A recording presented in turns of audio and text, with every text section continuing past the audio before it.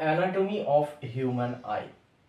আমার মানুষের যে চোখ রয়েছে এই চোখটা পুরোপুরি গোল নয়। এই হিউম্যান আইয়ের ক্ষেত্রে যেটা হচ্ছে যে কর্নিয়াটা মোর কার্ভড হয়। যেমন এই যে পস্টেরিয়র পার্ট, এই পস্টেরিয়র পার্টের থেকে কর্নিয়াটা বেশি কার্ভড রয়েছে। এইবার আসি এই যে অ্যানাটমি অফ হিউম্যান আইয়ের অ্যান্টিরিয়র থেকে পস্টেরিয়র যে ডায়ামিটার, হরাইজেন্টালি যদি ডায়ামিটার মাপা হয় তো সেই ক্ষেত্রে 23.5 mm আর ভার্টিক্যালি রয়েছে 23 mm।